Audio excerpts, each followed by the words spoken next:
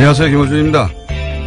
지난 12월 29일 독일 사법부는 1942년부터 2년 동안 나치 수용소 아우슈비츠에서 경비원으로 일했던 오스카어 그레닝에게 징역 4년 실형을 선고했습니다. 아우슈비츠에 도착한 사람들이 플랫폼에 내려놓은 짐들을 수거한 역할을 했던 21살의 자신은 작은 톱니바퀴에 불과했다는 항변도, 96세 고령에게 4년형은 사형 선고와 같다는 어필도 소용이 없었습니다. 심지어 그레닝은 홀로코스트를 부정하는 사람들에게 학살이 실제 했다는 증언을 위해 자신의 과거를 스스로 드러낸 케이스입니다. 한국적 기준으로는 정상 참작의 여지가 있다 싶습니다만 독일 헌법재판소는 단호했습니다. 국가 권력에 의한 범죄는 아무리 시간이 흘러도 당사자가 뉘우치더라도, 단순히 지시를 따랐을 뿐이더라도 그 지위가 일개 말단일지라도 엄벌에 처한다. 무려 75년 전에 단순 가담도 국가 권력의 범죄에 관한 한 그 개인이 미워서가 아니라 준엄하게 그 역사적 책임을 묻는 공동체의 정신, 지금 현재 대한민국에 가장 절실히 필요한 정신이죠. 뉴스공장은 올 한 해도 그 정신으로 그 현장에 가장 앞줄에 서 있겠습니다. 김어준 생각이었습니다.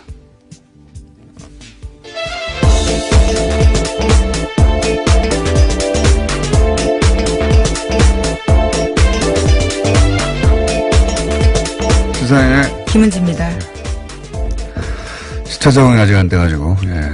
예, 하와이를 다녀오신 게 아니냐라는 의혹이 아주 큽니다. 혼자서만요. 그랬을 수도 있습니다. 네. 끝까지 행적을 밝히지 않으시는군요. 자, 지난 한 주간 이정열 전 부장판사하고 제가 그 첫 방송은 들었어요. 인터넷으로. 목소리가 아주 좋으시더라고. 네, 인터넷에 꿀보이스라는 말들이 네. 많더라고요. 목소리가 아주 좋으시고 저희가 잠시 후 혹은 3, 4분 사이에 연결해서 수고하셨다고 인터뷰를 잠깐 해볼까 합니다. 다시는 이 자리를 노리지 말라고. 자, 오늘 1월 1일이라 오늘 출근하는데 보니까 차들이 별로 없더라고요. 네, 새해입니다. 예, 이런 날은 좀 느리게 천천히 해야 돼요. 하지만 팟캐스트로도 많이 듣는다고요. 팀장께서 이야기하시더라고요. 그래요? 예. 독일 얘기 제가 오프닝에 잠깐 했는데 굉장히 인상적인 기사였습니다. 예. 독일은 이 과거사 청산에 있어서는 정말 세계적인 모범이 될 만해요. 예. 이게 독특한 케이스인 것이 프랑스처럼 점령을 또 혀가 보이네요. 당했던 국가들이 피해자니까 점령군에 부역했던 사람들을 청산하는 사례, 이건 많아요. 예. 물론 뭐 일본은 그것도 못하고 있지만, 그래서 욕을 먹고 있지만, 근데 이렇게 가해자면서 독일처럼 철저하게 자신들의 과거를 청산하고 75년 지났는데 4년 96세 할아버지한테 이제 언제 돌아가실지도 모르는데 4년간 감옥에 가라고 한 거 아닙니까? 지금 한국에서 만약에 이런 판결이 있었다면 너무 비인간적이라고 그랬을 텐데 그 개인이 문제가 아니라 그렇게 하지 않으면 또 반복된다 이런 거거든요. 일본은 이제 그걸 못하는 거죠. 근데 그거보다 더 드문 케이스는 뭐냐면 우리나라 같은 나라예요. 우리나라. 우린 피해자잖아요. 피해자.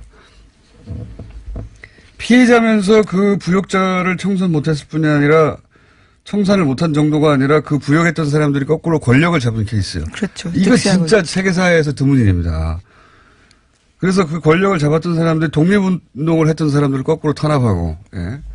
그리고 그 자손들이 지금까지도 권력의 핵심에 있고, 이거는 세계사적으로 정말 드문 케이스예요. 우리나라에 벌어진 일이죠. 예. 저는 이제 이 뉴스를 보니까 적폐 수사 하기도 전부터 피로감부터 얘기했잖아요. 그리고 뭐 정치 보복 얘기하고, 예. 아직도 하고 있죠. 아주 창궐 하고 있죠. 올 한 해는 아마도 그 국가 권력에 의한 범죄를 이렇게 단죄를 제대로 하느냐 못하느냐 가장 중요한 전선이 거기 쳐지지 않을까 그런 생각을 해봅니다. 그 경우에 저희는 항상 앞자리에 어설프게 서 있겠다. 약간 어설프더라도 항상 그 앞줄에 서 있겠다. 예. 자, 첫 번째 뉴스는 뭡니까? 네, 그 전선의 가장 앞에 있는 질문 중에 하나입니다. 다스는 누구 겁니까? 라는 건데요. 새해에도 이 질문은 계속됩니다. 연말 연시에도 검찰은 다스 관련 인사들을 참고인으로 불러서 조사했는데요. 다스 120억 원 횡령 등 의혹 고발 사건 수사팀은 어제도 다스 회계 업무를 맡았던 실무자를 참고인 신분으로 불러서 조사했습니다. 또 30일에는 다스에서 18년 동안 운전기사로 일했던 김종백 씨가 참고인으로 검찰 조사를 받았는데요. 수사팀은 오늘도 전원 출근해서 BBK 특검 수사 기록을 검토할 예정입니다. 전원 출근해야죠. 예. 예, 작년 딱 이맘때에요. 박영수 특검 팀이 생각이 나는데 한참 또 달려서 또 1월, 2월 달에 성과를 내지 않을까 싶습니다. 올해 질문상 이런 거 없습니까? 다스는 누구 겁니까? 예, 올해 질문상 이런 거 뉴스공장에 줘야 되는데. 다스 관련해서는 뭐 저희가 지난 10월부터 주준희 기자와 함께 계속 떠들었던 내용이 이제야 이제 수사로 이어지고 또 다른 언론들도 열심히 이걸 추적하고 있는데, 사실 다른 언론들도 추적하고 있었는데, 내놓을 문서 같은 게 없었죠? 예. 9월입니까? 예. 저희 PD가 9월이라고 지금 잘난 척을 하고 있는데, 10월이 아니라 9월부터. 근데 이제, 기억을 되돌려 보시면, 그때 나왔던 얘기들이 이미 다 나왔던 얘기들이 지금 뉴스화 되고 있는데, 그 중에서 아주 재밌는 것 중에 하나가 이겁니다. 최근에 나온 뉴스 중에 격리 직원 조아무개 씨 이야기. 네, 그렇죠. 120억대의 비자금이 다스에 있었는데 특검이 덮어줬다는 거죠. 예. 그런데 혼자 횡령했다라는 거죠. 그때 당시 하더라도. 그렇죠. 그때 당시 특검의 수사 결론은 뭐냐면 격리 직원 말단 직원인 조아무개 씨가 120억을 혼자 횡령을 했다. 그리고 그 혼자 횡령한 돈을 되돌려 놓았다가, 당시 수사 결론인 거예요, 말하자면. 근데, 이게 정말 말이 안 되는 게, 120억대를 혼자 횡령할 수 있느냐.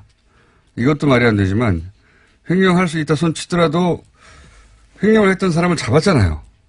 잡았는데, 아무런 사법 조치도 없었어요. 그것도 이상하죠.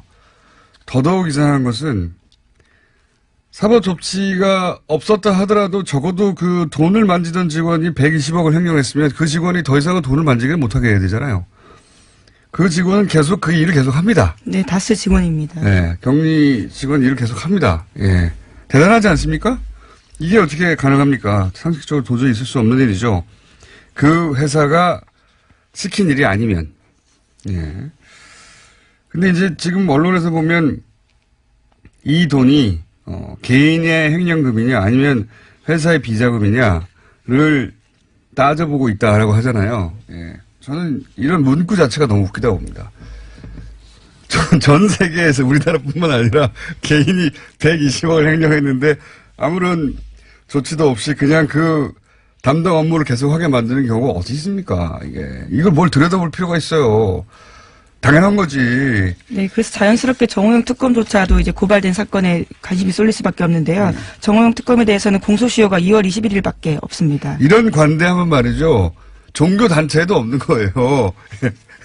120억을 예를 들어서 교회나 절에서 횡령을 했는데 최소한 사법 처리는 하지 않더라도 그 일은 더 이상 못하게 해야죠. 돈을 120억을 횡령한 사람한테 어떻게 계속 그 일을 맡깁니까? 자, 그게 있고 또 120억 말고 140억을 되돌려받은 것. BBK 건이죠, 이건. 네, 이거는 서울중앙지검에서 하고 있습니다. 예. 크게 두 갈래로 하고 있는 건데 140억을 김경준 씨와 연루된 일이죠. 140억 원에서도 계속 떠들어댔는데 간단하게 요약하면 개인 투자자들이 되돌려받을 돈을 다스가 받아갔다는 건데 그 받아가는 과정에 청와대 민정수석실과 그리고 외교관이 동원됐다. 직권남용 이런 얘기죠. 특히 이때 주고받았던 문서가 존재하고 청와대와 다스 간에. 네, 시사인에서 보도했습니다. 네, 주진희 기자가 뉴스공장에 나와서 처음 공개하고 흔들었습니다. 여기서 보이지를 않았어요. 근데 비디오가. 게다가 그 문서를 당시 청와대에 근무했던 민정수석의 직원이 자신이 작성했다고 인정했어요. 주고받은 게 맞는 겁니다. 네, 이것도 입증하기가 그렇게 어렵지 않을 것이다. 자, 다음 뉴스는 뭡니까? 네, 계속해서 추가 폭로들도 있는데요. 이와 관련해서 짧게 말씀드리겠습니다. 다스의 전 경리팀장에 이어서 총무차장 같은 경우에도 검찰의 비공개로 소환됐는데 다스 전 총무차장은 이명박 전 대통령의 막내딸이 다스에 위장 취업하고 해외 비자를 받아서 출국했다라는 의혹을 제기했다고 합니다. 이 사안의 의미는 뭐냐면 이제 이명박 전 대통령은 주식에 한 주도 없다고 하고 자기 회사가 아니라고 주장하는데 최대 주주인 이상은 회장은 그냥 회장으로 불리고 이명박 전 대통령 왕 회장으로 불렸다. 네, 예. 전 총무차장의 증언입니다. 왕 회장으로 불렸는데 그 딸이 그 회사에서 여러 가지 혜택을 입었다. 뭐 이런 네, 거죠. 위장 직원도 하고요. 회사 차량을 임의로 사용했다라고 합니다. 그리고 뭐 다스에 오면 현장을 물청소를 하고 난리가 났다고 하죠. 주식 하나도 없는데 예. 회장이 왕 회장으로 주식이 하나도 없는 사람이 그렇게 불렸다. 뭐 그런 이야기입니다. 소소한 에피소드긴 한데 예. 실소유주가 아니라면 이런 일이 있을 수 있겠는가 뭐 이런 이야기죠. 이거 말고도 많습니다. 소소한 건. 네, 다스 관련해서는 계속해서 진술들이 나오고 있는데요. 다 이명박 전 대통령을 향하는 내용들입니다. 예. 모두가 여기 이제 불려 나온 소환된 사람들이 모두가 한결같이 하는 이야기는 실소유주는 이명박 전 대통령이다. 다스에 근무했던 사람들의 얘기죠. 예. 그것도 이제 일개 뭐 근무한 지가 하루 이틀 혹은 뭐 일주일 열흘 된 사람들이 아니라 예.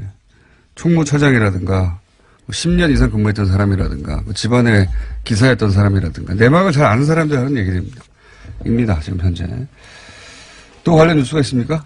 네, 관련 뉴스는 계속해서 있는데요. 뭐 하나만 더 소개드리면요. 검찰이 기존 120억 원 외에도 다수의 추가 비자금이 조성된 정황을 확보하고 조사에 착수했다라고 합니다.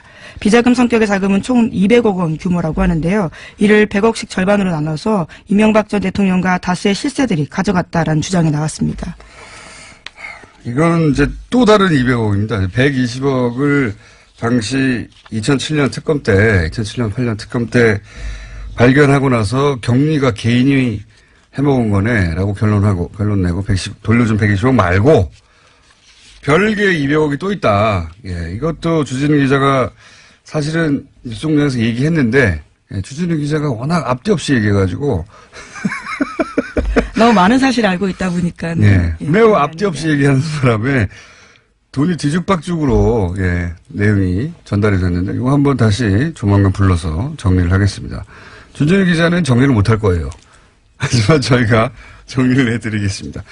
추가로 200억이 또 있는데 그 200억도 뭐 반반씩 나눠서 일부는 직원들이 쓰고 일부는 뭐 MB가 가져가고 이런 식의 이야기가 있습니다. 예, 있는데 이 돈도 그 당시도 이미 알았는데도 덮어줬다 이거죠. 예. 주진우 기자가 이번 주 내로 나와서 떠듬떠듬 말씀드릴 겁니다. 자, 천천히 하자고요. 천천히. 오늘 아침에 듣는 사람 많지 않습니다. 네. 다음 뉴스는 뭡니까? 네, 박근혜 정부 당시 국정원이 이명박 정부의 아랍에미리트 원전 수주에 이명 계약이 있었는지 조사했다라는 소식을 지난주에 전해드렸는데요. 당시 국정원이 이명 계약뿐만 아니라 거액의 리베이트가 있었는지도 함께 조사했다고 SBS가 보도했습니다. 검찰이 남재준 전 국정원장의 측근으로부터 압수한 엑셀 파일이 있는데요. 여기에 그러한 내용이 적혀 있다라고 합니다. 실제로 2009년에 원전 수주 직후에 원전 컨소시엄의 참여한 업체들이 원전 원장에게 200만 달러 리베이트를 건넸고 원전 원장이 이 돈을 해외에 숨겼다라는 의혹이 제기된 바 있습니다. 자유한국당이 자해를 한 것 같아요. 아무래도. 자유한국당의 애초의 프레임은 현 정부가 무리하게 이명박 전 대통령, 전 정권의 비리를 잡겠다고 하다가 UAE와 어떤 국교 단절까지 가는 그런 사태, 외교 참사가 왔다, 책임져라, 이런 거였거든요. 근데 이제 이 사안이 진행되면 진행될수록 새로운 게 나오고 사실은 자신들이 집권했던 시절에 비리가 자꾸 드러나는 중이에요. 그것도, 박근혜 정부 당시에 국정원에 이런 지시를 했다는 거 아닙니까?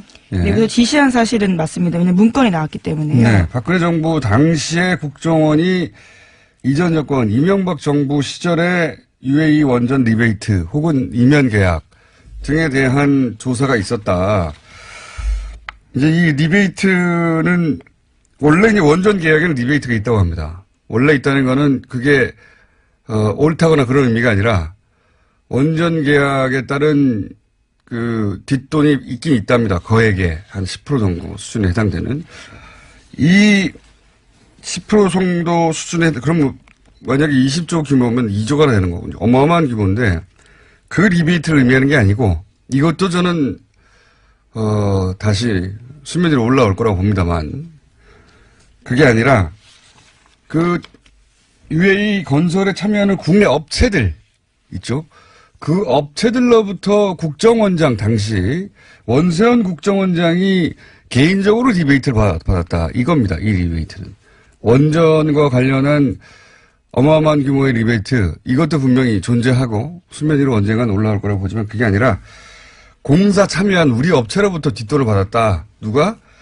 당시 이명박 정부 당시 원세훈 원장이 예. 실제 받았는지 안 받았는지 결론이 그 엑셀 파일에는 없으니까 요 사안도 저는 드러날 거라고 봅니다. 네, 네. 관련 의혹에 대해서 검찰 수사 필요하다라는 여론도 일어나고 있습니다. 네, 그 리베이트입니다.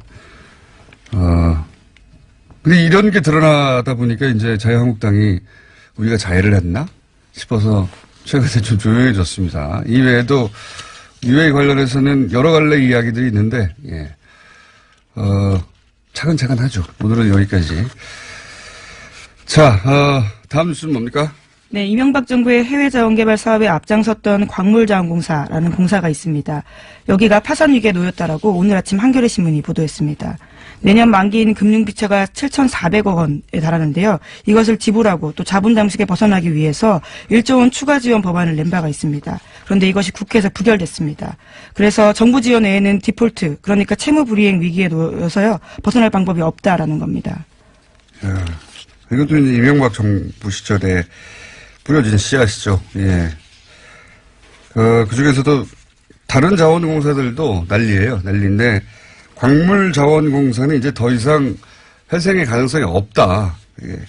우리나라 정도의 경제 규모에서 이런 공사가 망한다는 게 있을 수 없는 일이라고 몇 번 말씀드렸는데 이제 망하게 생긴 거죠. 예. 네, 지금까지 발행한 사채만 3조가 넘습니다. 그런데 이제 이 중에 예를 들어서 멕시코의 볼레오 동광 사업 같은 경우 자세히 들여다보면 이건 투자 실패가 아니라 명백히 사기를 당했다 싶어요. 근데 더 자세히 들여다보잖아요. 사기를 단순히 당한 게 아니라 당하는 줄 알면서 당한 거 아닌가. 그러니까 우리 쪽에 누군가 공범이 있는 게 아닌가 이런 생각이 들지 않을 수가 없다. 요 볼레오 동광 사업 하나 너무 많은 사업이 있고 돈이 너무 많고 그리고 그 돈들의 갈래가 너무 많다 보니까 복잡해서 어느 순간 관심을 잃게 되거든요. 볼레오 동광 사업 하나만 저희가 자세히 조만간에 알려드리겠습니다. 얼마나 황당하고 이것은 사기를 당한 게 맞고 더 나아가서는 사기를 당하는 줄 알면서 당하는 게 아니었을까 싶은 정황이 상당히 많습니다. 예. 그건 저희가 다뤄볼게요. 이번 주가 됐건 다음 주가 됐건 조만간 다루겠습니다. 왜냐하면 그 볼레오 동광 사업에 물려서 지금 우리나라 공사 하나가 망하게 생겼거든요. MB 정부 때 투자로 인해서. 자, 오늘은 여기까지 하겠습니다. 네. 시사인의 김은지였습니다. 감사합니다.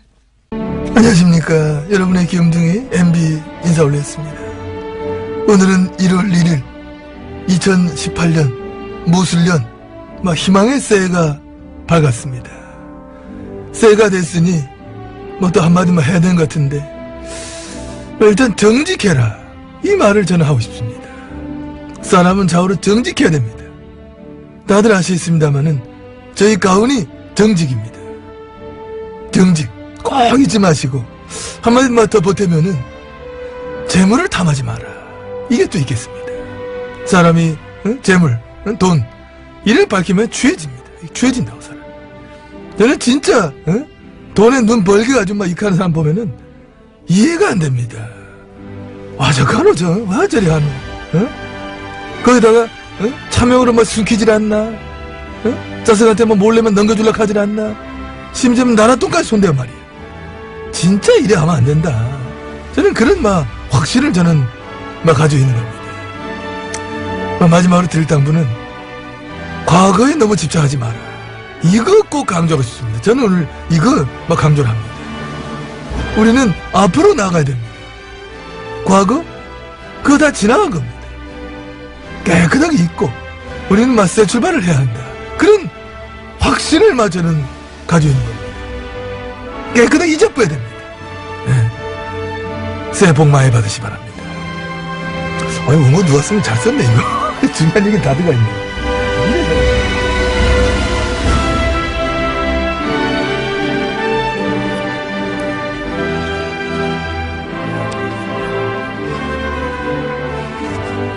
자, 새해 첫 번째 게스트입니다. 바른정당과 통합 여부, 그리고 안철수 대표 재신임을 묻는 국민의당 전당원 투표 결과가 나왔습니다. 74%가 찬성표.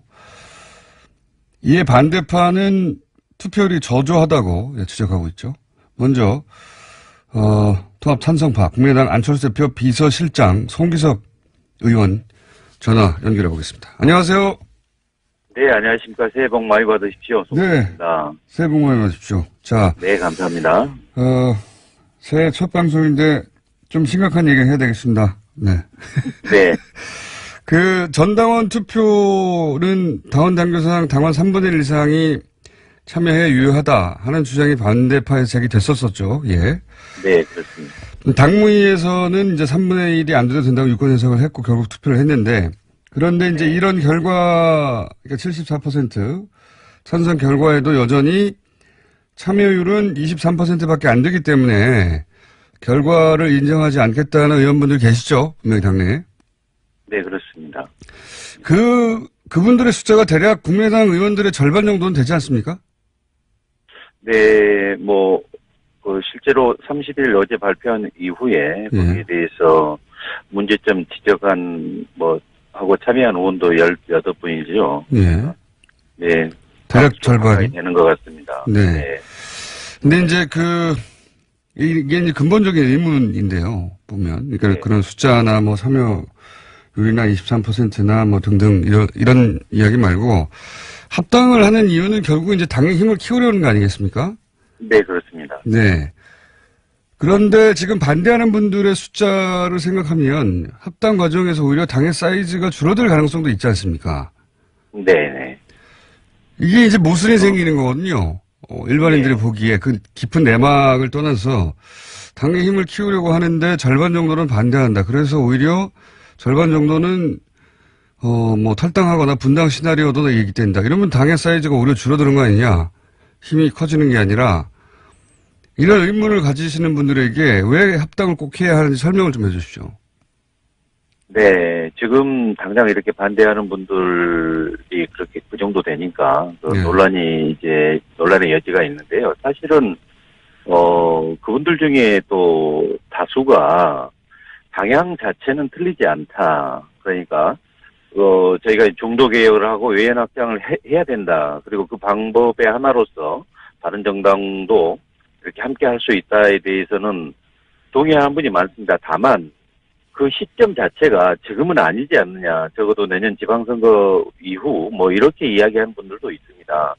그래서 그런 과정에 대한 설명 이런 것 좀 이해 그게 이제 충분히 이루어지지 못했기 때문에 지금 현재 18분 정도가 이제 반대하고 있는 거고요. 아마 그분들도 이번 전당원 투표 결과를 가지고 좀 더 세밀하게 분석해서 다시 또 설득한다면 그동안에 중도적 입장에 있던 분도 그쪽에 가 있거든요. 그래서 그분들도 다시 좀 이렇게 입장 변화 이런 것도 좀 조심스럽게 예측을 해봅니다. 그러니까 결국 그렇게 간다면 저희가 그 다수가 이렇게 이 방향으로 함께 갈 수 있다고 생각하고요.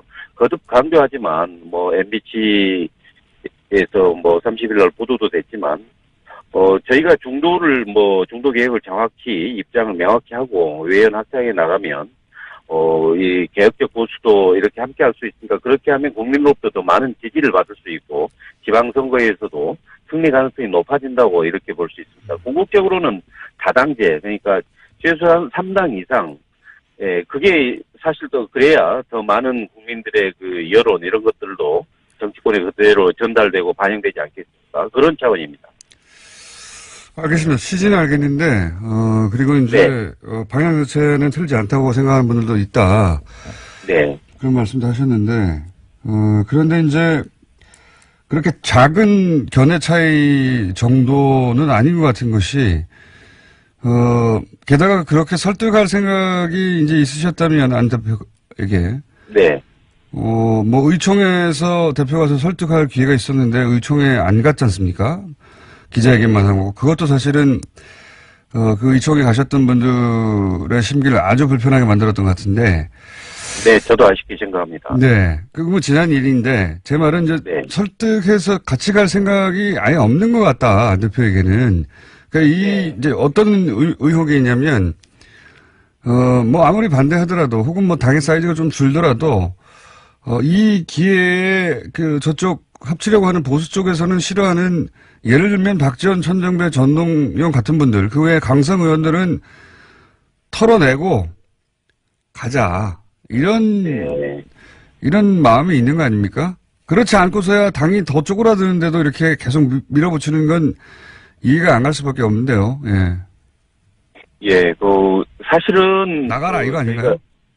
아니, 저는 뭐, 저 개인적인 입장은, 예. 일단은, 당연히 함께 가야 된다는 게 기본 입장입니다. 그리고 무엇보다도, 그동안 반대하는 측에서는, 뭐, 이 통합 찬성에 대한, 특히 호남 지역의 당원들의 당심은 반대가 절대 다수다라고 이야기했는데요. 이번 전당원 투표 결과를 좀 세밀하게 분석해서 같이 좀 논의도 해보고 이해하는 과정에서 저는 어느 정도 좀 설득도 가능하리라고 예측합니다. 통합이라는 게 물론 뭐 쉽지 않겠지만 그동안에 이 진행 과정에서 사실 소통이라든가 설득에 부족한 점이 있었던 거 역시 맞습니다. 그렇지만 지금 앵커께서 말씀하신 이렇게 특정인 배제 이런 형태의 통합은 이렇게 통합의 기본 원칙에도 맞지 않는 것 같고요.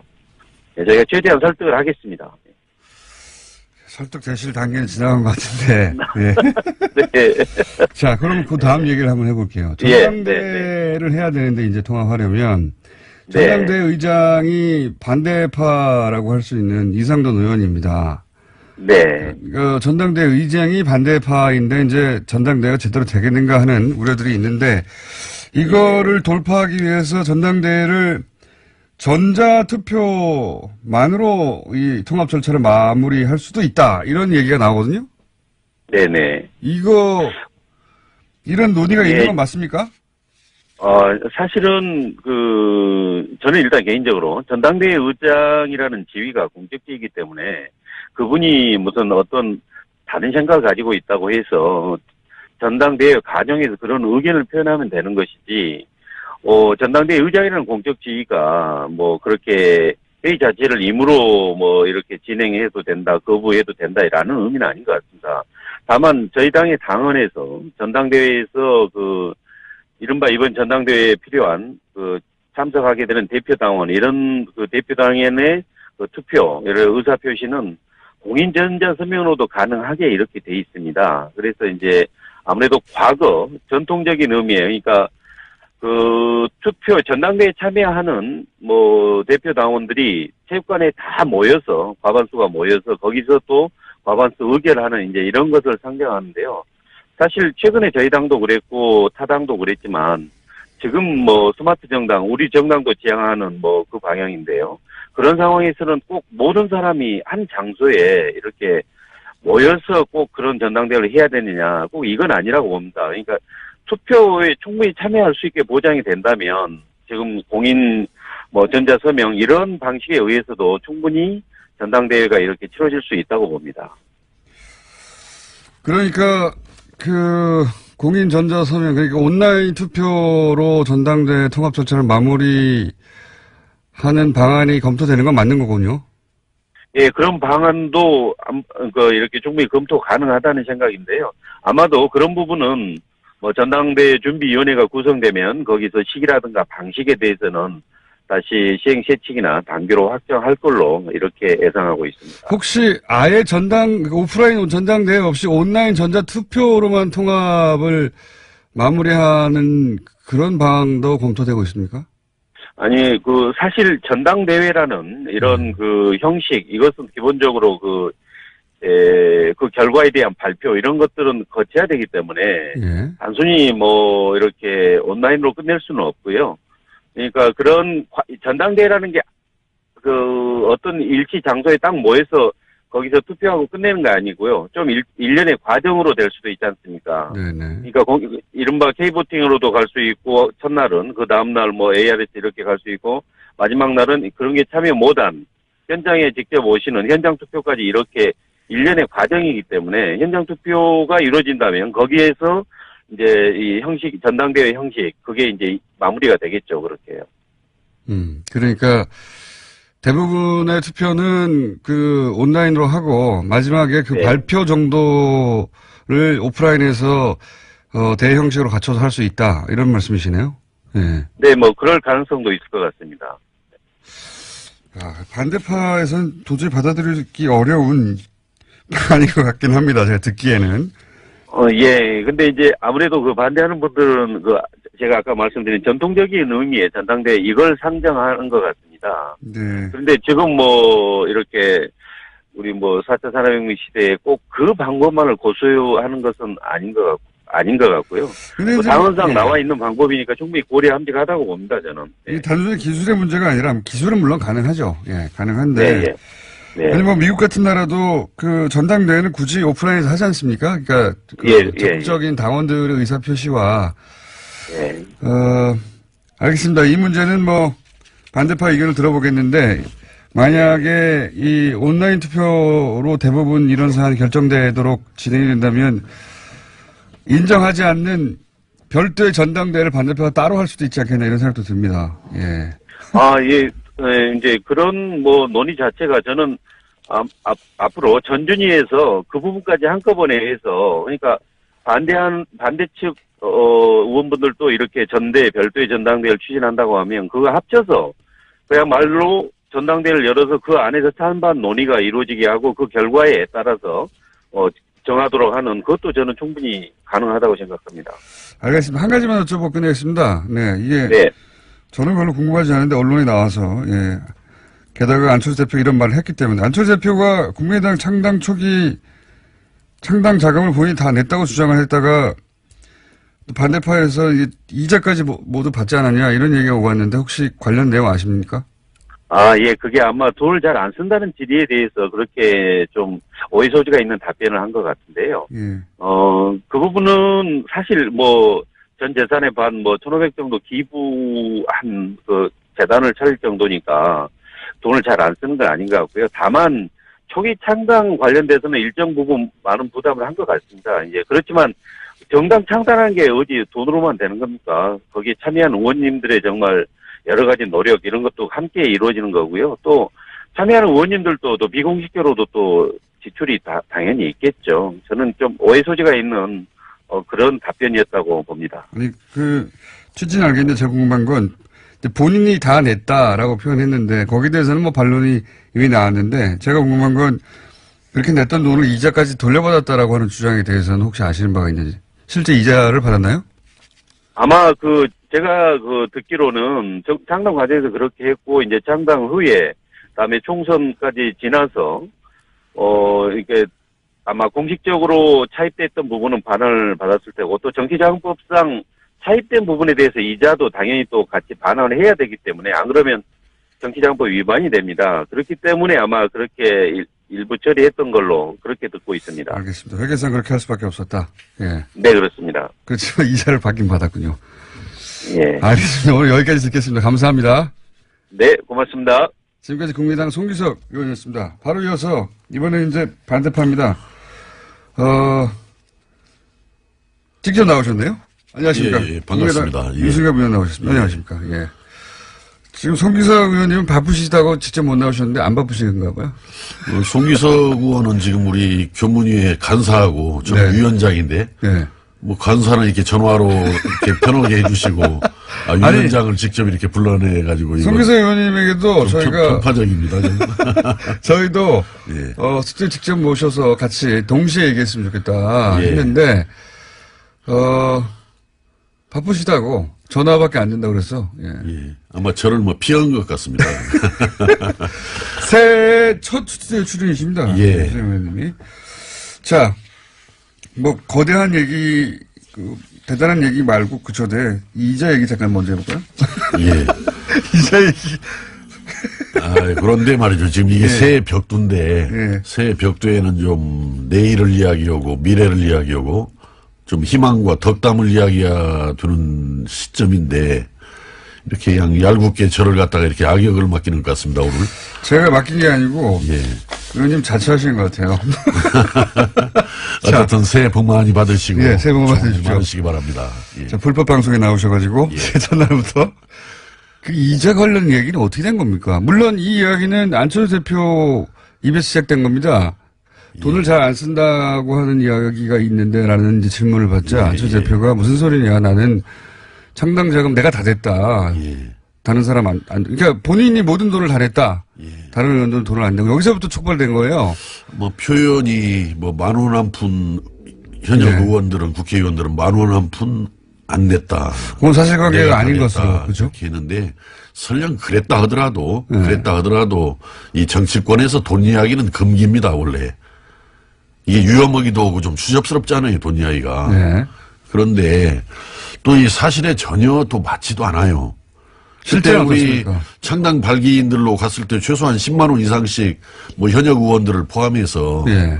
많은 창당 발기인들이 예. 다 냈지요. 돈을 냈는데 더군다나 또 본인이 그 당시 뭐 임차 보증금 등으로 아마 그 들어가는 비용을 말했던 것 같은데 네, 당사 건물 보증금이요. 예, 아마 그랬던 것 같은데 뭐 그게 액수가 얼마인지는 저도 잘 모르겠습니다만은 네. 그거 다 찾아갔어요 나중에 찾아갔습니까? 정당 네. 보조금이 나왔을 때 네.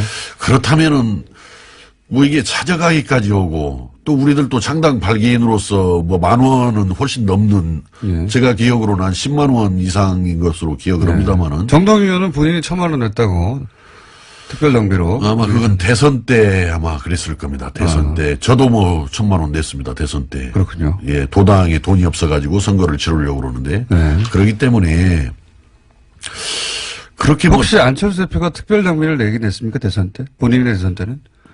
뭐 자기 선거면은 자기 돈도 원래 쓰는 거예요. 예.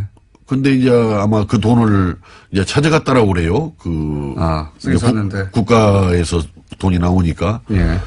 근데 제가 듣기로는 아마 이자까지 다 붙여서 찾아갔다. 그러는데 예. 사실은 그 이자 같은 거 정도는 그래도 특별당비로라도 내서 뭐 거꾸로 예를 낼 들어 수 있죠. 본금이야 본전이야 뭐 찾아간다 하더라도 이자로라도 내서 고생했던 당원들 당직자들 뭐 워크숍이라도 한번 갖게 한다든지 뭐 이랬어야 될 일인데 본전을 못 찾은 사실은, 예. 어쨌든 이자까지 돌려받았다는 건 사실이군요. 저는 지금 안철수 대표가 참 이해할 수 없는 게 이게 머리와 돈으로만 어떻게 정치를 생각하는 것 같아요. 정치라는 게 기본적으로 좀 따뜻한 가슴을 가지고 저는 정치를 해나가는 것이 맞다라고 보는데 이자 액수는 아십니까, 혹시? 어떤 액수 말입니까? 이자로 받아가는 액수요. 제가 듣기로는 7,500만 원이라고 들었습니다. 그게 돈놀이 한 거죠, 어떻든. 돈들이야 했겠습니까만은. 예. 말씀하신 대로 그 이자 정도는 특별장비로 낼 수도 있었겠다. 저는 그게 정상이라고 봐집니다. 네, 그게 정상이다. 예. 본전을 못 건진 발언이었던 것 같고요. 예. 자, 이제 23% 투표율이 저조하긴 하지만 23% 정도의 그 참여율로 그리고 그 중에서는 75%인가요? 그 정도 찬성해서 이제 원안대로 됐습니다. 찬성파가. 그런데 남은 거는 이제는 전당대회잖아요. 근데 전당대회를 온라인 투표로 돌파하겠다고 하는 보관인 것 같습니다. 그러면은 오프라인에서 전당대회 했을 경우에 전당대회가 정상적으로 치러지지 않고 절대 거기서 합당 결의안이 통과되지 않을 거라고 했던 반대파 입장에서는 온라인으로 다 해결해버리면 이거 어떡합니까? 막습니까? 먼저 뭐 전당대회 이야기 전에요. 예. 이제 엊그제 끝난 전당원 투표 예. 그분들은 어제 보니까 안철수 대표가 압도적 지지다 이렇게 네. 전혀 엉뚱한 말씀을 하시던데 원래 우리 그 당원 규정 당규가 있습니다. 전당원 네. 투표 등을 규정하고 있는 거기에 보면은 당원들이 전당원 투표를 요구하려면은 그 100분의 20 이상의 서명을 받아서 요구를 해야 되고 예, 예. 또 거기 투표 참여가 전체 당원의 3분의 1 그러니까 33.3%겠죠. 이상이 참여해야 이 투표가 유효하게 성립되는 거다. 물론 당대표가 전당원 투표를 제한할 수 있다라는 규정도 없고 또 당대표가 할 때는 어떻게 한다라는 규정은 없어요. 그러나 당대표도 당원 아닙니까? 네. 그렇기 때문에 저는 전당원 투표 제한 자체가 잘못된 거라는 생각이 들고 아까 말씀하신 대로 그 4일간 뭐 K보팅 그다음에 ARS 이런 투표를 했는데 아마 23%가 투표 참여한 걸로 이렇게 되어 있어요. 23%가. 과거에 그 오세훈 전 서울시장이 무상급식 이거 해야 되느냐 말해야 되느냐 가지고 주민투표에 붙였는데 그때 이거 투표 거부 운동들이 많이 벌어졌죠. 그렇죠. 무상급식을 3분의 1 도달하지 못해서. 예. 3분의 1 도달하지 못해가지고 개표조차 못했어요. 그렇습니다. 네. 그런데 어제 분명히 23%가 투표에 참여를 했는데 이제 거기에서 뭐 찬성한 사람들이 한 74% 정도. 네. 이제 반대가 25.4%. 전체 당원의 한 17% 정도가 그러니까 근데 그걸 가지고 압도적으로 지지를 받았다라고 이렇게 주장을 하는 걸 보면은 이 사고 구조가 문제가 분명히 저는 있는 사람이다 이렇게 생각합니다. 그냥 그래도 뭐 74.6% 정도 그 투표 33%에는 미흡했지만은 그러나 또 참여한 사람 중에서는 아쉽게도 그래도 74% 정도 찬성을 해줬다. 그런 대로 그 투표에 참여한 사람들은 좀 지지가 많았다. 이렇게 이야기하는 것이 정상이지. 그렇게 얘기합니까? 근데 왜 어떻게? 압도적 지지를 했다라고 이렇게 이야기하는데, 이제 저는 뭐 그래서 이 전당원 투표 자체는 원래부터 효력이 없는 거예요. 이 합당과 관련해서. 그렇죠. 예. 합당과 관련해서는 효력이 없죠. 효력도 없는 거고. 할 필요가 없죠, 그런데 사실은. 그렇게 뭐 압도적 지지라고 이 당비도 없다라고 항상 죽는 소리 했으면서 그렇게 돈이 중요한 분들이 수억 원을 썼다라고 들었어요. 수억 원을 이 압도적 비용으로. 지지라고 그러니까 그냥 전당대로 가면 굉장히 불리할 것 같으니까 그런 압도적 지지를 받았다는 74%라는 숫자가 필요했겠죠. 전략적으로. 그러니까 그게 꼼수라는 겁니다. 꼼수고 아까 이제 전당대회 뭐 전자투표 운운하는데 물론 우리 정당법이나 우리 국민의당이 현재 당원에 보면은 전자투표를 할 수 있다 이렇게 되어 있는데 이렇게 되어 있는 겁니다. 원래 이제 이 어떤 일정 장소에 체육관에 이렇게 모여서 이렇게 투표를 하지 않습니까? 그때 이제 서면 투표도 금지가 되어 있는 것이고 대리 투표도 금지가 되어 있는 거예요. 그러면서 이제 어떤 이 전자 시대에 맞추어서 이제 그 공인된 뭐 전자 투표를 할 수 있다. 이건 하나의 예외적 보충적인 규정이란 말이죠. 과거에 그 통진당에서 그 전자투표 해가지고 공천 잘못했다가 전부 유죄 판결 받았잖아요, 그때. 똑같은 사례는 아니지만, 이건 이 공개 투표, 이 대리 투표가 아주 불가피한 그런 상황입니다. 제가 볼 때는. 그래서 끝까지 그렇게 꼼수를 가지고 이 합당을 추진하면은 저는 합당될 수 없다라고 봐져요, 이것은. 그거 우리 당원들이 국민들이 용납하겠습니까? 근데 만약에 지금 전당원 투표도 인정할 수 없다고 그랬지만 당무위는 지금 현재 이제 안철수 대표 측이 다수니까 당무위에서 그렇게 해도 된다고 했고 그다음에 법원에서도 그 전당원 투표 자체는 할 수 있다고 이제 판결을 내려주었고 근데 법원에서는 그 할 수 있다라고 판결 내린 것이 이건 법적인 아무 효력이 없는 것이기 때문에 여론조사나 마찬가지이기 때문에 그냥 해도 좋다 이런 거였고. 알겠습니다. 제 말의 요지는 뭐냐면 그런 반대에도 불구하고 지금은 통합을 이제 합당하기 위해서 그냥 달려가지 않습니까? 이제 이건 멈추면 큰일 나는 거죠. 여기서는. 끝장나는 건 정치 생명이. 그러면 온라인 투표, 시간이 다 됐네요. 제가 진행이 느려서 오늘은. 자, 유성현 위원과는 3부에서 좀 이어가겠습니다. 시간 형평상 5분 더 써야 되겠습니다. 3부에 다시 뵙겠습니다. 자, 제가 시간 안배를 잘 못해서, 송규석 의원에게, 배분됐던 시간만큼을 확보를 못 해드려서 유승엽 의원과 2부에 이어서 5분 정도 더 이야기 나눌까 합니다. 예. 본론으로 바로 들어가서 지금 전당원 투표는 어쨌든 투표율도 낮고 결국 한 5만 명 정도, 6만 명 정도 참여한 거죠. 전체. 그렇습니다. 26만 명 중에. 그래서 전체 17%밖에 찬성을 표시하지 않은 것이다. 너무 낮다라고 반대편에서 얘기하고 있는데 여하간 이 다음 순서는 뭐냐면 결국 전당대회입니다. 전당대회에 이제 반대 쪽에서 이제 반대가 심하니까 온라인 투표로 이걸 돌파하겠다는 생각인 것 같고요. 그리고 온라인 투표로 진행된 전당원 투표에서는 어쨌든 참여율은 낮지만 75% 정도가 찬성을 했기 때문에 통합에 이 전당대회도 이 온라인 투표로 돌파가 가능할 거라고 보는 것 같습니다. 이 전당대회를 그런 식으로 돌파하는 것에 대해서 반대쪽에서 이제 보관이 있습니까? 이걸 막을? 어떻든 지금 그 합당이, 현재 추진하고 있는 합당이 그 중도 보수 대통합의 길을 가겠다라는 거 아니에요. 그러니까 이건 막아야 합니다. 이건 시대 정신에 맞지 않는 일입니다. 중도 보수 대통합이라는 것이. 이거 왜 막아야 합니까? 지금 시대 정신은 차라리 우리 국민의당한테 이런 요구를 할 수도 있습니다. 중도 진보 대통합을 해라. 차라리 국민들이 원하는 것은. 그렇게 해서 적폐청산 과감하게 하고 새로운 대한민국을 만드는데 그 뜻을 같이 하는 사람들과 함께 과감하게 나라의 새 틀을 짜달라. 이것이 지금 저는 국민들의 명령이고 시대 정신이다. 이렇게 생각을 하기 때문에 결코 가서는 안 될 길이 중도 보수 대통합의 길이다. 보수의 합이라고 표현을 하던데. 그렇습니다. 그러니까 보수와 합치는 일을 지금 왜 해야 되느냐 이런 이야기인가요? 그렇습니다. 지금 보수는 지금 심판을 받아야 되고 혼을 지금 나야 될 때예요. 지금 거기다가 힘을 실어줄 아무런 이유가 없는 때입니다. 지금 현재는. 안철수 대표는 왜 그럼 그 길을 가는 걸까요?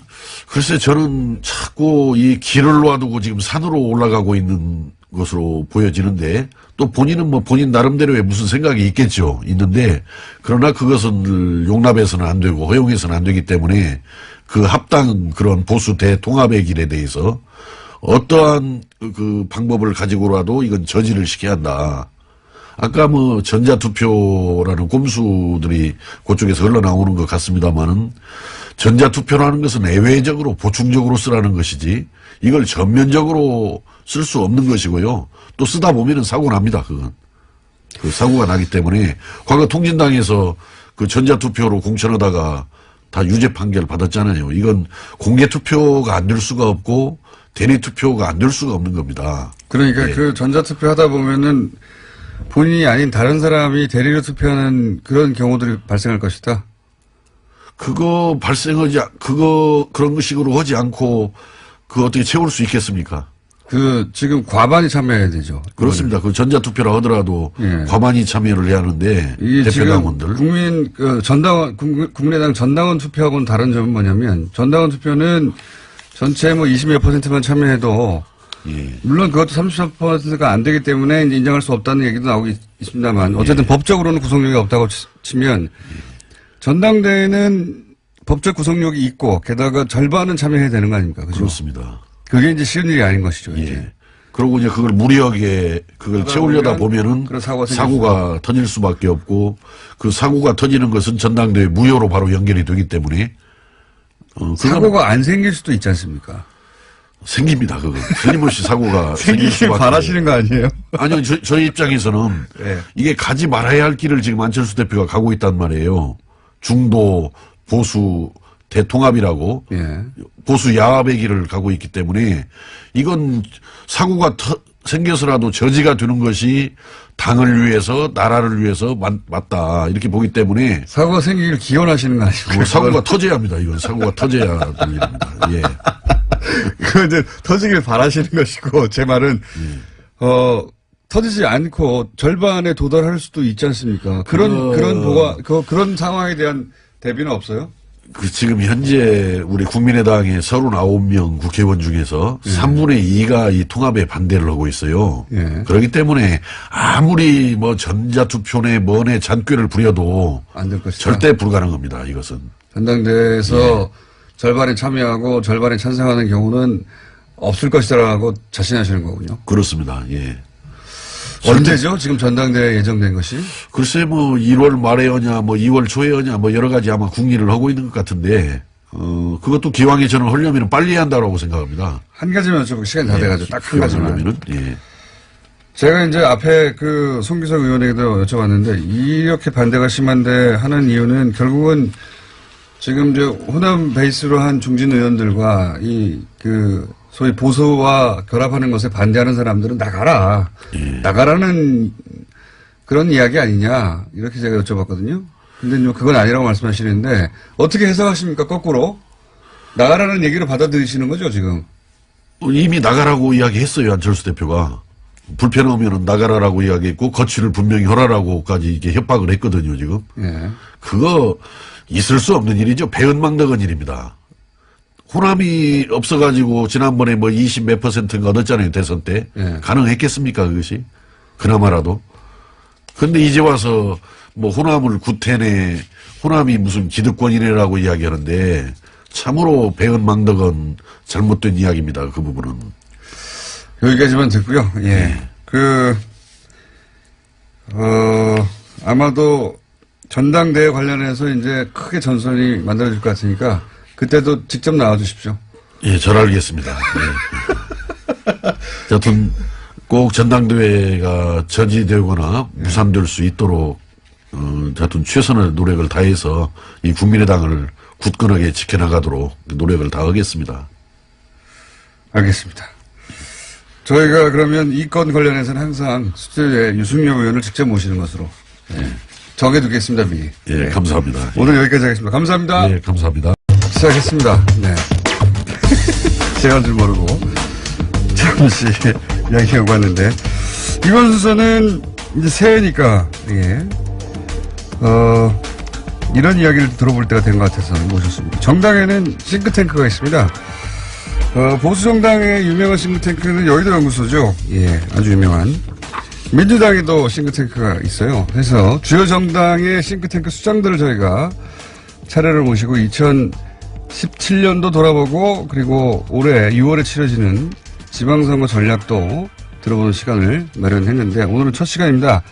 더불어민주당의 싱크탱크가 있다는 거 모르시는 분들이 많습니다. 민주연구원이라고 있어요. 민주연구원의 김민석 연구원 원장. 예, 연구원이니까 원장이군요. 스튜디오에 직접 모셨습니다. 안녕하십니까. 안녕하세요. 네. 헤드폰 안 하셔도 되는데. 이거 안 해도 되는 거예요? 예. 헤드폰은 제가 저 제작진과 주고받을 이야기가 있을 때를. 가르쳐 주질 않아가지고. 끼셔도 됩니다. 예. 근데 좋아서 한번 껴봤습니다. 네. 끼셔도 되고요.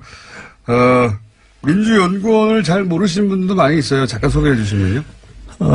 여의도 연구원이 여당의 연구원으로 거의 오랫동안 있었기 때문에 많이 아시는 거죠. 유명하죠. 예. 그래서 그러니까 지금 더불어민주당의 공식 싱크탱크, 더불어민주당의 연구원입니다. 그러니까 더불어민주당의, 정책과 전략, 기조를 잡는 곳이죠. 그러니까요. 연구소입니다. 여기서 이제 작전 짜는 곳이에요. 한마디로 말해서. 이 질문은 공이 이제 그 다음 순서로 저희가 아마 조만간 여의도 연구원의 원장님도 모실 텐데, 공이 같은 질문을 할 텐데, 우선, 문재인 정부 출범을 이제 평가하는 데 있어서, 요런 잣대로 여쭤볼게요. 문재인 정부의 강점과 약점은 뭡니까? 강점과 약점이라기보다는, 글쎄, 성과와 앞으로 할 일? 예를 들어 이렇게 본다면, 예. 신뢰를, 이 국가와 정부에 대한 신뢰를 구축하기 시작한 것, 소통을 통해서 이것이 아무래도 가장 주목할 점이라고 봐야 되겠고요. 국민들이 정부를 믿기 시작했다? 한마디로? 그렇다고 봐야죠. 얼마 전에 저희 민주연구원하고 청와대 직속 정책기획위원회에서 함께 7개월 동안 이 정부가 어떻게 했느냐에 대한 평가와 토론을 해본 적이 있는데, 공교롭게도 공통적으로 나온 또 주목할 에피소드 또는 얘기 중에, 전에 얼마 전에 발리에서 화산 분화 뭐 네. 위기가 있을 때 이렇게 전세기 네네네. 국민들 들어온 적이 있어요. 그 얘기를 상당히 많이들 하시더라고요. 그러니까 그때 이게 이렇게 해서 나라가 돌아가는 거구나 하는 신뢰를 회복했다는 얘기를. 그거는 청와대에서 많이 하셔요. 청와대가 민주당만 얘기하니까 그런 거 아닙니까? 우리끼리. 아니 일반 국민 그거는 이제 거기서 전세기를 타고 돌아오신 분이 하신 말씀이기 때문에 그것은 이제 뭐 저희가 그 에피소드를 왜 말씀드리냐 하면 결국은 지금 국민의 어떤 지지도 예. 이런 것의 핵심은 이게 국가와 정부 그리고 대통령이 소통하는구나 그리고 이렇게 해서 신뢰가 회복되는구나 하는 것이 우선 첫 번째 뭐 성과랄까 강점이라고 볼 수 있겠고요. 약점이라기보다는 혹은 과제. 한계죠. 그러니까 네, 한계 과제. 여전히 처음 출발할 때처럼 대내외적으로 어렵죠. 대외적으로는 뭐 주변 북핵을 둘러싼 외교 환경이 어렵고요. 대내적으로는 아시다시피 여전히 촛불로에서 어떤 중앙 권력의 교체가 이루어져서 이제 큰 길은 열었지만 가기가 여전히 힘들지 않습니까? 여소야대라는 기본 틀 아래서 그것이 여전히 남아있는 과제죠. 이걸 통해서 이제 새해에는 성과를 만들어야 되는데 그 성과의 가장 큰 점은 역시 민생에서의 성과를 만들어내는 거겠죠? 알겠습니다. 이건 어떻습니까, 그러면? 이제 2017년을 정리를 먼저 한번 해보자면, 2017, 굉장히 빨리 지나가는 한 해예요. 예. 네. 보통은 뭐, 항상 하는 말이긴 합니다. 번개같이 지나갔다고, 연초에. 근데 유난히 2017년은 벌써 한 해가 다 갔나, 예. 싶을 정도로 빠르게 지나갔습니다. 정치인의 입장에서, 정당의 입장에서, 혹은 정권의 입장에서 2017년을 되돌아볼 때, 이때가 가장 중요한 변곡점이었다. 되짚어보자면, 그런 게 있습니까? 이때가 정말 중요한 질적 변화가 일어났다거나. 뭐 우선 당연히 탄핵이 네, 뭐 있겠죠. 물론 당연히 탄핵 결정이 있겠고. 그러니까 크게 보면 국민이 촛불광장에 모여서 그 힘으로 정부를 만들어내고, 그러니까 탄핵 결정을 만들어내고, 정부를 만들어내고 정권을 만들어내고 그리고 그것이 계속 갈 수 있도록 하는 데 있어 일정한 성과를 내고 또 그렇지만 다시 어려움을 겪는 예를 들어 그것이 이제 핵심 아니겠어요? 네. 그걸 조금 구체적으로 표현한다면 예를 들어서 탄핵 결정 거기까지는 누구나 할 수 있는 얘기고요. 그렇죠. 그다음에 탄핵 대선 여기까지는 그렇죠. 근데 민주연구원이라고 하는 여러 가지 경과의 뭐 작은 과정들이 있겠지만 저는 국회 예산 통과를 중요하게 봅니다. 왜냐하면 어쨌든 어려운 과정에서 새 정부가 이제 가려고 하는 길을 구체적인 정책 예산으로 뒷받침되는 거 아니겠어요? 예. 상당한 어려움 끝에 이제 예산을 통과시킨 것까지가 해서 일단 기본 갈 수 있는 길은 열어낸 것이 있겠고요. 그리고 대외적으로는 4강 순방을 마친 것이 있겠죠. 그러니까 주변국 순방을 마친 것이 어쨌든 이전에 박근혜 대통령 시절까지 해서 완전히 무너지다시피 해서 이게 어디와도 이 관계가 형성되고 이게 이 외교적 관계를 풀어가기 어려운 상황에 있는 걸 얼기설기 좀 꿰어 맞춰서 숨을 돌릴 수 있는 정도로 회복시키는 건 아니겠어요? 아직 무슨 만족할 만한 성과를 가져온 건 아니죠. 그러나 숨을 쉴 만큼 돌려놓은 것 자체가 일단 성과이기 때문에 그것이 있겠고요. 또 제가 이제 질문을 드리는 요점은 뭐냐면 네. 기존에 이제 언론들이나 일반인들이 가지고 있는 뭐 탄핵이나 선거나 이런 굵직굵직한 사건들은 다 아는데 이 민주연구원이라고는 싱크탱크 브레인이 보는 관점에서 요걸 주목하고 있지 않은데 요게 진짜 중요한 포인트들이었어라고 하는 그런 지점들이 있을까 싶어서 그랬군요. 이렇게 감탄해 보려고 제가 질문 드린 건데. 감탄이 안 되시네요. 아직까지 감탄이 안 되고 있습니다. 그러나에도 불구하고 저는 제가 말씀드린 그 대목이 중요하다고 봅니다. 그러니까 예산 통과, 돈이 세 일어나니까. 그다음에 4강 순방에 왔고요. 사실은 마지막으로 이제 연말에 일어나는 흐름들 중에 하나는 이건 조금 다른 각도인데요. 네.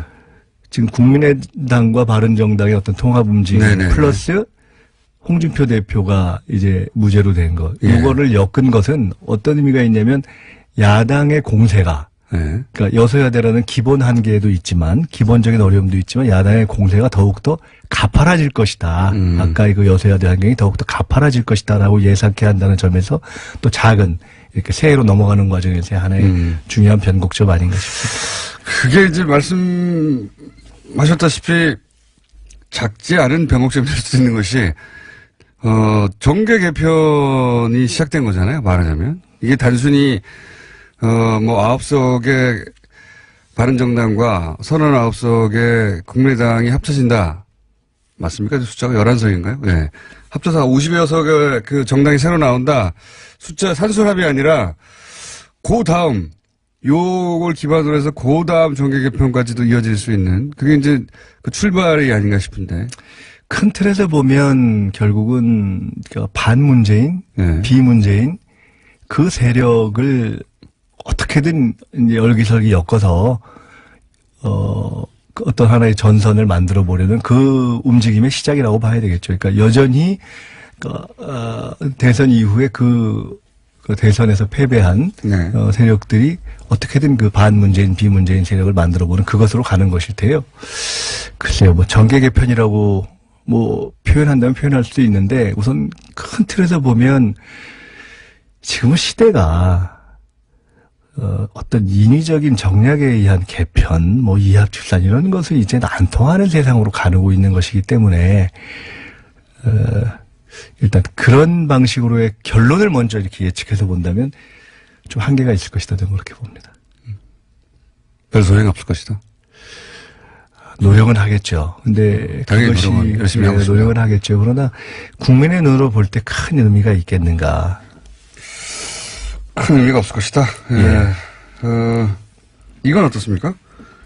그럼 올해 가장 중요한 그 정치적 이벤트는 이제 지방선거, 그리고 지방선거에서 개헌을 하느냐 마느냐, 이건데요. 지방선거, 그러니까 여당 입장에서 지방선거의 목표치는 어느 정도 됩니까? 요 정도는 우리가 해줘야지 기본을 했다라고 하는 선이 있습니까? 홍준표 대표께서 예. 현재 자유한국당 6개를 지키면은 성공이라고. 뭐 성공이라고 말씀하시잖아요. 지금 바른정당에 2이 있고 예. 지금 더불어민주당에 9이 있거든요. 네. 사실은 여당이 아무리 인기가 또는 지지도가 있다고 해도 네. 선거에서 여당의 입장으로 선거를 칠 때 이기는 건 쉬운 건 아니기 때문에 지방선거는 특히 그렇습니다. 네, 9개를 지키는 것을 하면 기본은 되는 것이고요. 거기에 하나라도 더 얻으면 일단은 승리겠죠. 그래서 저희는 그거보다 더한 현재 국민의 지지에 부응하는, 값하는 그런 승리를 목표치는 기대하지만 9+1 이상 되면 우선 그때부터는 2자릿수만 되면 성공이다. 그렇지 않을까요? 네. 그러면 가장 격전지가 될 거라고 예상하는 곳은 어디입니까? 결국은 수도권과 서울, 경기, 예, 그리고 부산, 경남 아닐까요? 부산, 경남이요. 수도권은 박원순 시장이 여전히 지지율이 상당히 이제 수도권은 서울뿐만 아니라 경기, 인천이 있지 않습니까? 그래서 경기도. 전통적으로 지방선거에서 누가 이겼느냐 이런 것을 보는 기준이 여러 가지 있는데 특히 경기도지사는 수도권이 이겼냐 이걸 네. 보기도 하고 과반수를 어디가 했냐 뭐 이렇게 보기도 하고 어디가 뭐 제일 많이 했냐 뭐 이런 여러 가지 기준이 있지 않습니까? 그리고 이제 우리가 지역구도라는 게 아직 있기 때문에 각 정당들의 전통적인 지역 기반에서 얼마나 다른 곳을 진출했냐 이런 걸 놓고 본다면 종합할 때 수도권이 어디가 됐느냐. 경기도지사를 민주당이 가져온 지는 오래됐어요. 예. 그렇죠. 경기도지사는 근데 현재 기준이긴 합니다. 여론조사상으로는 이재명 성남시장이 유리한 국면입니다. 근데 이 추세가 계속 갈까요? 이 시장의 개인적 인기와 물론 이제 당의 경선을 거쳐야 하는데요. 예. 뭐 가상에서 볼 때 이 시장의 개인적 인기와 그다음에 그 지역의 어떤 경기도민들의 당과 어떤 전반적인 판단 이런 걸 종합하면 그 우세가 갈 가능성은 저는 꽤 있다고 봅니다. 계속 갈 수 경기도의 있다. 경우는. 그리고 반대편의 후보가 현재로서는 남경필 지사 외에는 예. 특별히 떠오르는 후보가 없어 보이죠. 서울시장은 안철수 대표가 나올까요? 그럼 거기 물어보셔야 될 것 같은데요. 나온다면 어떻게 보십니까? 죄송한 말씀이지만 안철수 대표에 대한 그러니까 서울은 독특한 곳이거든요. 서울은 굉장히 좀 합리적이고 그다음에 새로운 것, 그러니까 새로운 것이라는 게 새로운 사람으로서가 아니라 시대 흐름에 맞느냐를 굉장히 따지는 곳이거든요. 그래서 안 대표의 새로운 정치로부터 이어졌던 그러한 이미지, 그러한 정치적 자산은 특히 서울에선 상당히 이제 끝났다? 삭감된 거 아닌가 싶습니다. 삭감이라고 표현하셨네요. 예. 그러니까 지지도로도 이미 나타나고 있는 것 같은데요. 진짜 속마음 표현이 끝났다 이거죠? 뭐가 삭감됐다. 네. 안철수 대표는 서울에서는 끝났다 이렇게 표현하신 거죠? 서울시장 후보로서의 파괴력은 기대하기가 좀 어렵다. 기다리기 어렵다. 예, 굉장히 조심스럽게 표현하시는군요. 부산은 어떻습니까? 부산은 저희로서는 이기고 싶죠. 그러니까요. 노무현 전 대통령 시절부터 예. 그럼요. 노 대통령 시절부터의 그건 김대중 대통령 시절부터도 마찬가지고요. 맞습니다. 예. 정말 꼭 거기서 어떤 민주 세력이 일을 제대로 해보는 기회를 얻는 그런 기회를 가졌으면 하는 비원이 있었고 또 노무현 대통령에 이어서 또 문재인 대통령의 어떤 정치적인 기반, 중요한 기반이기도 하고 해서 저희로서는 꼭 이기고 싶죠. 그런데 이제 이긴다는 표현보다는 거기서 한번 민주당 출신의 시장을 한번 선택해서 일을 지켜보셨으면 좋겠다. 부산 시민들께서 이제는 그런 기회를 한번 줘보실 때가 되지 않았나 이런 생각을 하죠. 정의당하고의 혹시 선거연대 같은 것도 생각하십니까? 아직은 생각 안 해봤습니다. 왜냐하면 정의당 측에서도 그 생각을 어떻게 하실지 잘 모르겠고 그것을 저희가 일단 아까 말씀드린 것처럼 국민들이 이제 선거를 앞두고 연대 이런 방식을 그렇게 선호하는 것 같지는 않고요. 저희 입장에서 선거연대를 특히 정의당에 이렇게 얘기하거나 생각한다 이렇게 말씀드리는 것은 정의당에 대한 예의도 아닐 것 같아서 그거는 현재로서는 생각하고 있지 않습니다. 국민 발언이 이제 통합을 반대하시는 분들은 그 당내에서 절대 안 된다 이렇게 주장하고 계시지만 현재 스코어 잡음이 있다 하더라도 어떻게든 합당이 될 가능성이 더 높아 보이는데 만약에 합당이 돼서 후보가 나오면 경쟁력이 수도권에 있을 수 있지 않습니까? 어디와 어디가 합당하는 경우? 국민의당하고 바른당이요. 합당하려는 것은 그 두 군데밖에 없으니까요. 그걸 다시 물어보십니까? 뻔한데. 어디에 합당을. 이제 이게 정략 결혼이잖아요. 정략 결혼. 하면. 근데 이제 사실 국민의당도 굳이 따지자면 선거를 앞두고, 그러니까 총선을 앞둔 국회의원 지망, 그 다음에 대선을 앞둔 대선 후보 지망, 이런 어떤 새로운 욕구들이 결합해서 정략적으로 결합했던 거지 않습니까? 그렇기 때문에 지금 무너지고 있는 것이고, 지금 두 번째 논의되고 있는 국민의당과 바른정당도 본질적으로는 그런 측면이 있기 때문에 더 큰 것처럼 보이는 다른 어떤 정략적인 결합이기 때문에 현실적으로도 당장 소위 얘기하는 호남계가 흔들리고 또 바른정당 내에서도 한국당으로 이탈하는 분들이 있지 않겠어요? 그러니까 글쎄요, 큰 어떤 결합의 시너지? 이런 것을 기대하기는 어렵지 않을까요? 특히 수도권에서. 원장님이 됐으니, 굉장히 이제 조심스럽고, 그럼하고, 지적으로 보이시려고, 노력하시는 것 같아서, 네. 무너뜨리고 싶네요. 막 얘기하기는 좀 그렇지 않습니까? 새해 첫날부터. 개헌은 어떻게 될까요? 개헌은, 원래 이제 원래 저희 구도는 민주연구원과 여의도연구원 동시에 나와서 주고받으면서 이야기를 좀 길게 나눠볼까 했는데 하필 또 일본에 계셔가지고 재밌을 것 같은데 조만간 마련을 하겠습니다. 근데 이제 따로따로 짧게 따로따로 나오셨으니까 짧게 언론만 얘기하고 두 분이 격돌하는 시간은 따로 마련하겠는데 개헌은 될까요? 이게 이제 자유한국당이 반대하니까. 그러니까 사실은 자유한국당이 결사 반대하면 하기 어려운 거죠. 그렇죠. 법적으로. 숫자도 그렇고 대통령 발의해야 된다는 얘기인데 그죠? 그렇다 하더라도 또 국회를 거쳐야 되는 과정이 있기 때문에 개헌 저지선을 가지고 있는 자유한국당이 어떤 이유로든 결사 반대하면 현실적으로 불가능하다. 현실적으로는 어려운 거죠. 그러니까 우리가 그 결사 반대할 것이다라는 걸 지금 미리 예단할 필요는 없지만 만약 그렇다면 어려운 것은 사실이죠. 그렇죠. 100석 이상이 넘었으니까요. 110 몇 석입니까? 5석입니까? 6석입니까? 자유한국당 현재 기준으로는 결사 반대예요. 그죠? 왜 반대하는 걸까요? 자유한국당이 오히려 가장 적극적이었거든요. 대선 전에는. 그러니까 그게 이제 저희도 좀 이상한데 결국 불리하다고 보는 거겠죠. 그러니까 그게 참 이상한 것 같아요. 왜냐하면 개헌이라는 게 국민이 요구하고 또 정치권에서 먼저 제기하고 국민 요구했다기보다는 정치권에서 제기해서 국민들에게 약속하고 또 국민들도 이제는 뭐 정 그렇다면 제일 현실적으로 하는 게 지방선거 때 해 너네 약속대로 그게 그렇죠. 뭐 돈들 더 들고 간단하잖아 이렇게 지금 해서 거의 국민적인 예상을 하고 있는 거 아니에요. 네. 근데 안 하는 것은 갑자기 안 한다. 불리하다고 보는 것인데. 뭐가 불리하다고 생각하는 걸까요? 갑자기. 글쎄요, 그게 투표율이 높아져서 그 선거가, 그러니까 국민이 많이 참여하게 돼서 투표율이 국민이 선거에 많이 참여하면 지방선거에 불리하다고 보는 것인지, 뭐 그건 제가 안 여쭤봐서 모르는데 그럴 수도 있고 아니면 어차피 국회에서 개헌이 네. 자치의 방향, 그러니까 결국 자치 분권의 방향으로 이루어지는 것인데 마침 지방선거와 같이 되기 때문에 자치 분권의 어떤 가치가 높아지면 높아질수록 지금 정부와 여당은 그런 방향을 선호하니까요.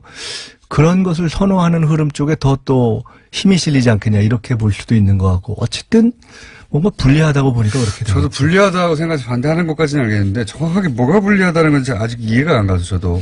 예. 그거는 이제 여의도 연구원에서 나오실 때 예, 같이 한번 논의해 보기로 하고요. 마지막으로 한 가지 오늘은 사실은 두 분이 격돌해야 재밌는데 혼자 나오셔가지고 또 너무 무게를 잡으셔가지고 짧게 하려고 그러는데요. 마지막으로 한 가지만 더 궁금한 게 여의도 연구원이 유명한 것이 여러 가지 각종 뭐 공개적으로 발표는 안 하지만 네. 자체적인 여론조사를 해서 그리고 그 여론조사의 정확도가 꽤 높은 편이다라고 여의도에서는 알려져 있고 물론 뭐 틀릴 때도 있더라고요. 제가 궁금한 건 민주연구원에서도 그렇게 자체적으로 뭔가 여론조사 같은 걸 하죠. 하죠. 네. 그 중에서 정확한 수치는 공개할 수 없다 하더라도 대략 요런 거 있다. 그런 거 좀 공개하실 만한 거 없습니까? 요런 거 해봤는데 우리가 의외로 이런 게 나오더라. 글쎄 뭐 의외라기보다는 저희가 하는 게 뭐 이제 어떤 소위 선거와 관련된 것도 정책과 관련된 거를 하는데 그 국민의 네. 의식과 관련된 거를 이렇게 분기별로 이렇게 쭉 하는 것을 보면 국민의 의식이 예. 그러니까 이렇게 규정이 좀 통상적으로 하는 규정으로 보면 상당히 진보적으로 변했습니다. 실제로. 아. 그러니까 그 최근에 있는 어떤 대통령 지지도가 높은 거 있지 않습니까? 네. 또는 정당 지지도가 높은 거. 그게 그냥 어떤 일시적인 인기라는 차원도 있겠지만은 실제로 전통적인 개념으로 볼 때 아주 극보수, 보수, 중도, 개혁, 중도 개혁 이런 것 중에 또는 중도 진보 실제로 국민의 성향 가운데 의식 가운데 중도 진보라고 볼 수 있는 것이 가장 다수가 되고 아, 그래요? 그리고 그 더불어민주당이 대략 그러한 컬러의 정당이다라고 보고 있어요. 그러니까 그래서 그것이 뒷받침이 되고 있는 겁니다. 그러니까 아주 흥미롭죠. 그래서 이것이 이런 지지가 상당히 갈 가능성이 있겠구나. 저희가 잘만 하면. 민주당이 잘해서 지지율이 높아졌다고 말하고 싶겠으나 그 이전에 사실은 국민의 의식 수준이 같이 가는 거죠. 그쪽 왜냐하면 방향으로 가고 비교적 있어서 그런 방향에 맞는 정책의 기조를 가기 때문에. 그러니까 그 내용으로 들어가면 예를 들어서 하나만. 아니 가령 이제 뭐 대북 문제 같은 것에 네. 대해서도 핵 문제에 대해서 지금 도대체 이게 왜 발생했다고 보느냐라고 하면 저게 꼭 무슨 적화 통일을 위해서라기보다는 실제로는 나름대로 자기들이 지금 살기 위한 방편으로 저렇게 지금 하는 것이다. 예를 들어 뭐 이렇게 본다라든가 또는 어떤 사회 이슈에 대한 뭐 사형제 폐지라든가 등등등등 우리가 과거에 이렇게는 조금 달랐던 이슈들에 대한 국민들의 판단들이 이전의 기준으로 보면 조금 더 열리는 쪽으로 진보적인 방향으로 가고 있다. 그렇군요. 그래서 그런 흐름 자체가 사회적인 흐름이 뭐 촛불 뭐 이런 것과 함께 서서히 변하고 있는 것 같습니다. 이 큰 흐름을 보지 못하고 여의도에서 정치권 국회의원들의 눈만으로 자꾸 이합집산을 하면은 저는 좀 실패할 거라고 봅니다. 알겠습니다. 시간이 좀 되셨으면 좀 더 경박해지실 수 있을 것 같은데. 다음에 붙여주세요. 싸울 때 그렇게 하겠습니다. 알겠습니다. 오늘 맛배기로 네 저희가 이제 민주연구원과 여의도연구원의 대결에 앞서서 맛배기로 들려드렸던 민주연구원장 김민석 원장의 이야기였습니다. 오늘은 여기까지 하고 조만간 다시 테이블에 모시고 격전을 치르도록 하겠습니다. 오늘은 여기까지입니다. 감사합니다. 감사합니다. 자, 시간 민원이 하나 들어와가지고 29일 저녁 6시 반 경복궁역 정릉 청주장 하차 택시에 1,000으로 된 남대 카드 지갑을 두고 내렸는데 프랑스에서 한국에 잠시 방문한 건데 재입국에 필요한 체류증이 들어있다고 합니다. 찾을 수 있게 방송 부탁드립니다. 전통적으로 라디오는 이런 민원들을 방송하곤 했는데 저희는 처음 들어와서 자세히 소개해드렸습니다. 그 외에 이정열 판사님 진행에 대해서 문자가 와가지고 저희가 잠깐 이정열 전 부장 판사님을 연결해가지고 수고하셨다고 인사를 드리겠습니다. 안녕하십니까? 안녕하세요. 공장장님 잘 다녀오셨습니까? 네, 일주일 해보시니까 소감이 어떠세요? 생각보다 재밌었다 뭐 이런 거 있지 않습니까? 두 개인데 하나는 너무 힘들었고요. 왜 힘드셨어요? 하나는 모르겠어요. 금요일날 마지막 방송 마치고 몸살 나고 막 그래서 정말 진짜 이 방송 맨날 하시는 뉴스공장팀 정말 대단하다 싶더라고요. 그래서 대충 하는 겁니다, 제가. 아예 무슨 말씀이요?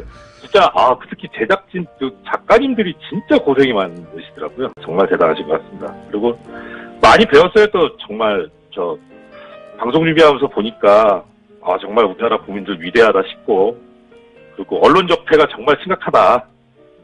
주진우 기자님이나 김은지 기자님 같은 분만 계시면 좋겠다. 그런 생각이 들었습니다. 네, 여러 가지 생각을 하셨네요. 네. 아니, 저도 첫날 방송하신 거는 제가 일부러 들어봤어요. 근데 굉장히 안정적으로 잘한다. 목소리 좋다.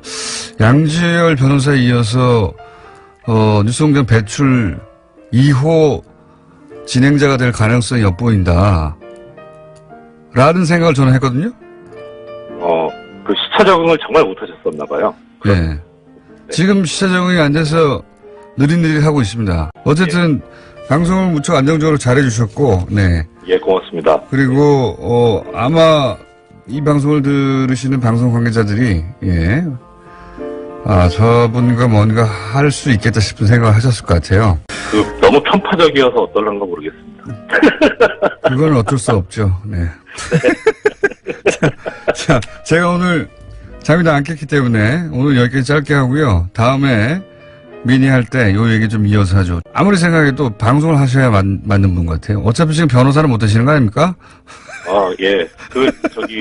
근무 열심히 하고 있습니다. 일주일 동안 못한 거. 네. 이제 지금 열심히 하고 해야죠. 네. 자, 그리고 뉴스공장은 탐내지 마시고요. 네. 네. 제가 엄감생심 어디를 탐내겠습니까? 수고하셨습니다. 감사합니다. 예, 고맙습니다. 그 외에 불친절한 AS는, 여기까지만 하랍니다. 임문결 소장님입니다. 국제문제평론가라고 다른 방송에서는 소개되고 있는 임상훈 소장님 나오셨습니다. 안녕하십니까. 안녕하십니까. 인문결 소장이 아니고 인문결 연구소 소장이죠. 그렇죠. 네. 오늘은 제가 워낙 방송을 대충 하지만 오늘은 더더욱이 대충 하고 있으니까. 시차 적응이 안 되시죠, 지금? 약간 멍합니다. 하와이 다녀오셔서. 비행기 내린 지 얼마 안 돼서 시간이 멍하고, 잠도 좀 부족하고. 그래서 예의 바르게 천천히 얌전하게 느릿느릿 하고 있습니다. 자, 오늘 첫날이라서 들고 온 이슈가 올 한 해 주목할 국제 이슈. 네, 목록. 예. 일단 매월 중요한 뭐라고 할까요? 이슈들이 있고, 간단하게 좀 소개를 해드리고, 그 다음에 이제 주목할 만한 어떤 큰 이슈가 있다면은, 그걸 좀 얘기를 해드리려고 하는데요. 1월이면 당장 중국이, 얼마 전, 불과 몇 달 안 됐죠. 19기. 네. 전대가 있었는데, 이제 이중 전회가 열립니다. 그래서 이게, 뭐냐. 그러니까, 그때는 어떤 뭐라고 할까.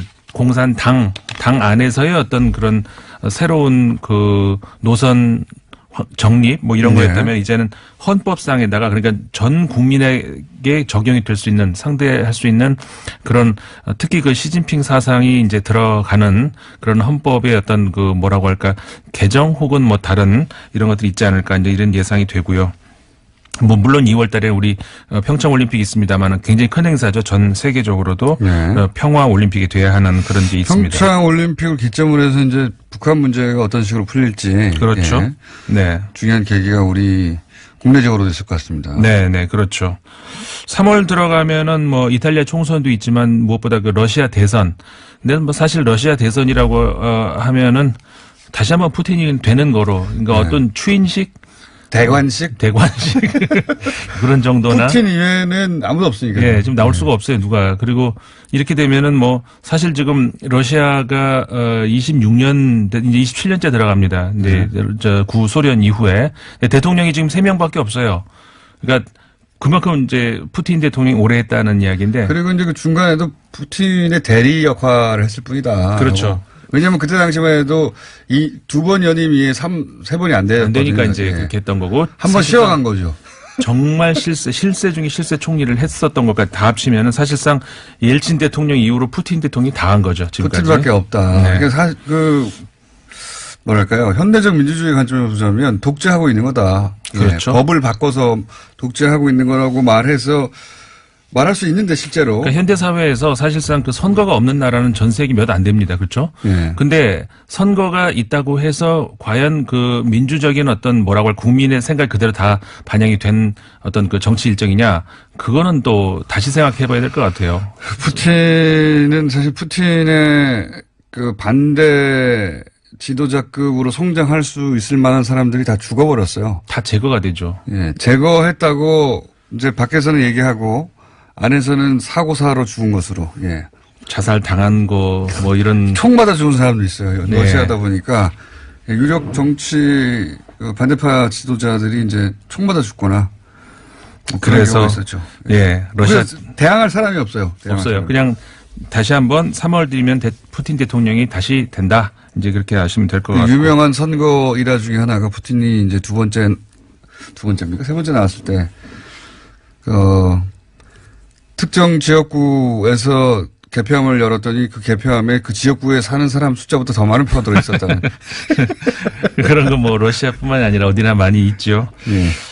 참 그 선거라는 것에 대해서 우리가 지나치게 거기다 의미를 크게 부여를 해서 선거에서 이기면은 어떤 그 합리화시키는 이건 우리가 좀 다시 생각해봐야 될 문제가 근데 또 아닌가. 의외로 또 푸틴의 인기가 높기도 해요. 인기도 예, 그러니까 네. 제 말이 과거에 우리나라도 박정희 얼마나 인기 많았지 않습니까? 러시아 인기가 많다는 것이 황제 그 러시아의 구소련의 영광 또는 과거 러시아 영광을 지금 재현하고 있다 이렇게 되는. 실제로 그 최근에 여론조사 보면은 러시아 국민들의 과반수 이상이 과거 소련이 더 좋았다 이렇게 여론조사가 네. 나와요. 그런